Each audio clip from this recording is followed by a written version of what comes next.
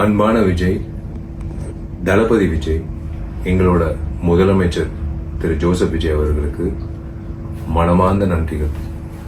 இது ஒரு மிகப்பெரிய ஒரு ரிலீஃப், மிகப்பெரிய ஒரு சாதனைன்னு சொல்வேன். நீங்க இன்னைக்கு எடுத்த முடிவு, உங்க அரசாங்கமும் நீங்க ஒரு சிஎம்ஆ 717 மதுபான கடைகளை மூட வைக்கிறது, முக்கியமா கல்வி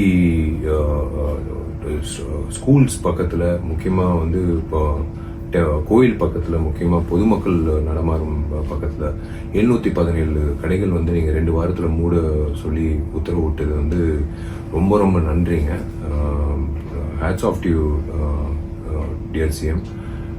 ரொம்ப சந்தோஷமா இருக்கு. ஏன்னா இன்னைக்கு இது இந்த விஷயம் கேள்விப்படும் போது ஏன் அவ்வளோ சந்தோஷமா இருக்குன்னா, கண்ணால நிறைய பேர் பெண் குழந்தைகள் அந்த ஹாரஸ்மெண்ட் தாண்டி அவங்க வீட்டுக்கு போகணும். ஏன்னா டாஸ்மேக் சில இடத்துல டாஸ்மேக்கை தாண்டி தான் அவங்க பஸ்ஸுலேருந்து இறங்கி பஸ் ஸ்டாண்ட்லேருந்து அவங்க வீட்டுக்கு போகணும் அப்படின்னு நிறைய பேர் கேட்கும்போது, இது யாராவது ஒருத்தர் மாற்ற மாட்டாங்களான்னு அப்படின்னு நானே நிறைய முறை யோசிச்சிருக்கேன்.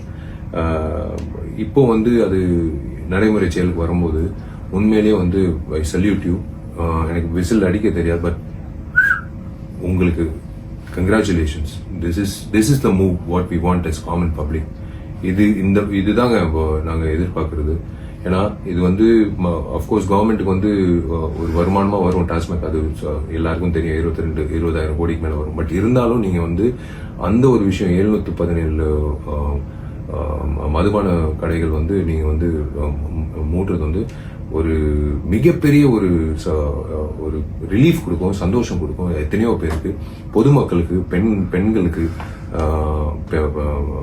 முதியோர்களுக்கு, எல்லாருக்கும் இது ஒரு பெரிய வரமா இருக்கும். ரொம்ப ரொம்ப நன்றி சிஎம் அவர்கள். God bless you and please keep going, marching ahead like this for the public. Thank you.